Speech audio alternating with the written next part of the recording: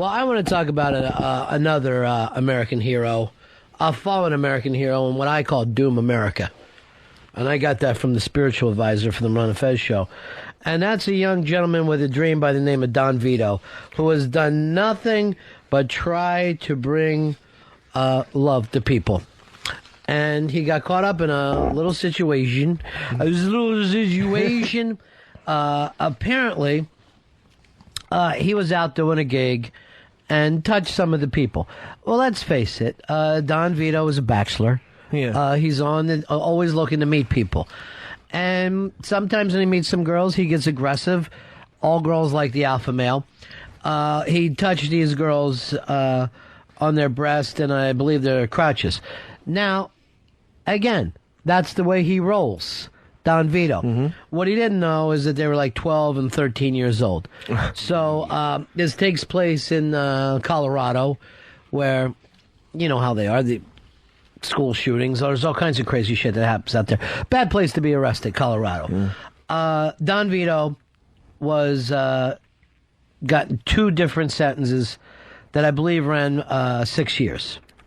So he's going to have to do a little time, perhaps. Now, one thing I can tell you about Don Vito, and I've known him for a long time, long before he had the name Don Vito, and used to party with him. Keeps his cool, no matter what happens, and dignity first. Fez, you've known him for the times I had him on the show. Oh, sure. Dignity first. Oh, yeah, that's his motto, actually. So Don Vito did what any man would do when the guilty verdict came down. He threw himself backwards on the floor and screamed out, "Jesus, I can't spend the rest of my fucking life in jail.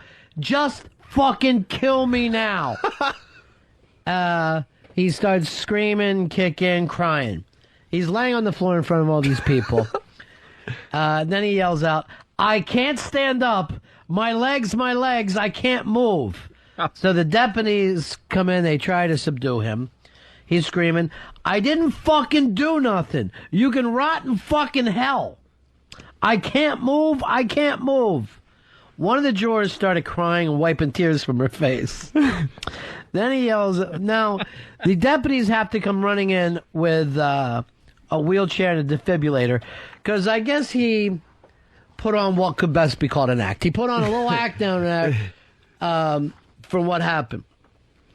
So basically now they said he's yelling, "I can't get up. My legs are broke. Help me, help me." He just decides, I guess, this charge against him was so cruel and hurtful and so shocking that his legs broke. No matter what the verdict is, you shouldn't break a man's legs in courtroom. Well, Earl has pointed out today, words hurt, and this hurt.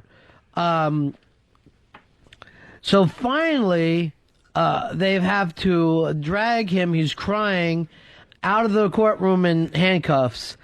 And then they said when he was gone, the only evidence of the pandemonium was a miniature Hershey's candy bar that was laid on the floor where he had landed.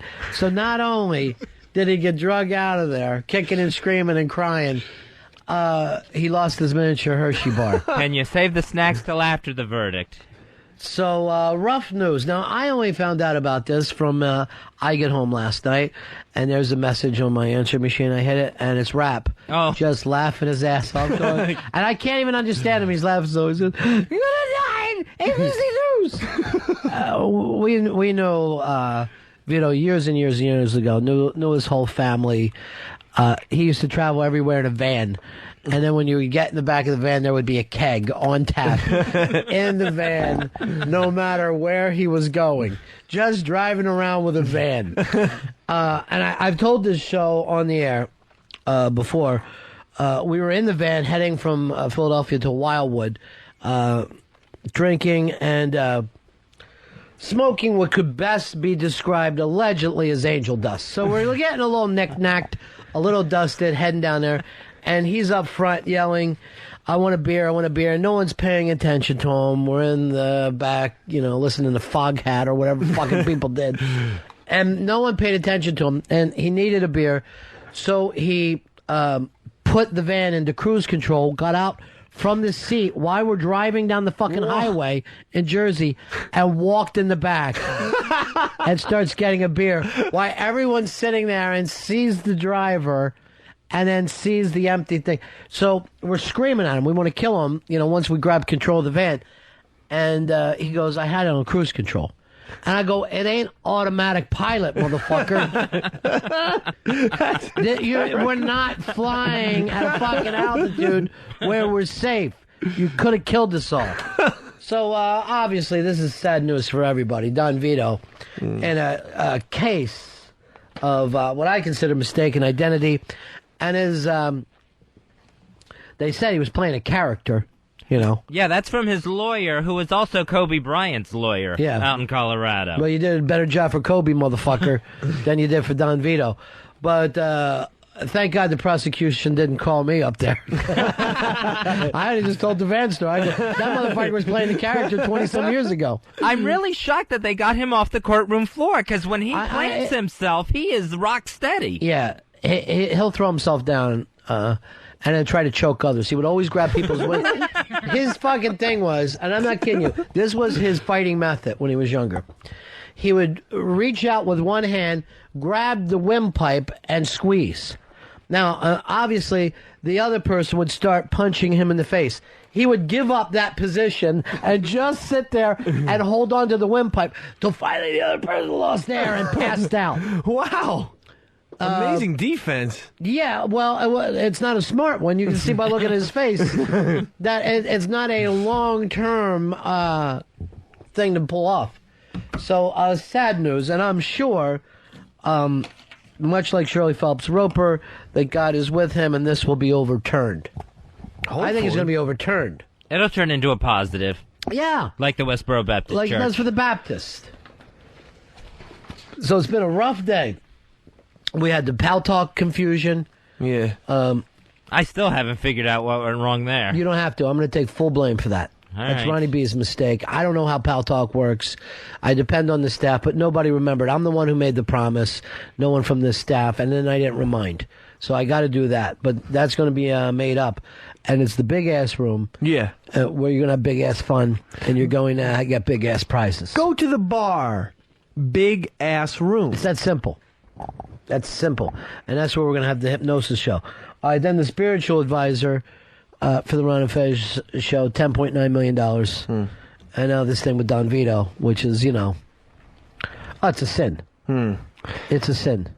His hair looks pretty good, though. Well, his hair's fine. Looked like Earl's wig from yesterday. It's nice and all over the place. Big, nice hair. He really does look like he's put on Andy Warhol used to wear wigs, just like Don Vito's. But I love the fact that you just yelled that your legs are broke. And they said even when he was arrested, they took him to jail. Then they had to take him to the hospital because he says his arm was broke. They got back from the thing, and he said he was having a heart attack, so I had to take him back to the hospital. But I don't know. Back in the dark days, he would come down and see us in Florida, and we're off doing some fucked up thing one night. I don't know what it was, some kind of fucking run around road tour, dog shit, whatever you do. And we're fucking gacked. We're out of our mind gacked. Now, Don Vito would spray paint cars and not use a mask. He did this for like fucking, decades. Just spray painting cars. He didn't like the mask and felt like it got in the way. So his nose was so caked with paint, built up paint, that he could not snort a bump. And everybody else would be doing fucking rails, and then he would have to lick his finger and then like eat fun his. dip. Yeah. Like He had the fun dip it, right? So we're at a titty bar. He's fucking unmanageable. He's out of control. You couldn't deal with him. So everyone's heading back to the room to finish up the fucking product that we have and, to drink and have fun and try to... But everyone's like, we cannot have Don Vito there. It's too much. He can't stop touching people. He's choking us. He's yelling. We just want to chill in our room and be paranoid. So... we tried to fucking, go rooms without telling them. And I'm in Rap's room, our buddy Rap, and we were trying to leave there and go to another room. And Rap opened up the door, and when he did that, this arm just sticks in and just holds on. His fucking Vito's arm. That is like 4:30 in the morning, some hideous time. And he's holding on. And we can't fucking shut the door. And if we open it, he'll come in. And then Rap thought to himself, oh, I know what to do. And just starts slamming it in the door back and forth into his wrist. And then you hear this, you're breaking my wrist. You're breaking my wrist. And finally, he pulls his arm back. And you just hear on the other door, where to go, Rap? Great vacation for me. My wrist is broken. Let me in. Let me in. I know you got my fucking product in there. Let me in. So, you know, it's very, very difficult. It's very difficult to live that lifestyle. It catches up with you. Pour a little bit out for Don Vito. Yeah, I know. Just a and I little mean, bit. the truth of the matter is he's in jail right now. He won't even be sentenced till December. Which I find to be total bullshit. I don't understand how the American court system could possibly do that. They dick around people the way Roland and Opie dicked me with the Slash thing. Why, if you get convicted, how come you just go to jail? Why do you have to sit around in jail for another month? I don't know, man. Come on, Mr. B. I feel for the fucking guy, you know. And the thing is even if they put him on probation, he'll be a registered sex offender. You know they're going to tell him he can't drink, he can't do dope. He can't live under that he can't live in those restrictions. I don't see how he's going to make that work for himself. He's got to have the freedom. There's got to be some kind of game preserve that we can let him out and live in. That you have a fucking game preserve that looks just like Marcus Hook, Pennsylvania. So he can wander in and out of fucking bars and be on his own. Yeah. They should have bars in prison, maybe. Well, they do have Not bars, to but steal they're the kinds you don't like. I guess he's fallen from the grace of God. It happens to the best of us, you know. If I should fall. Let's drink up to Don Vito for his birthday and yours.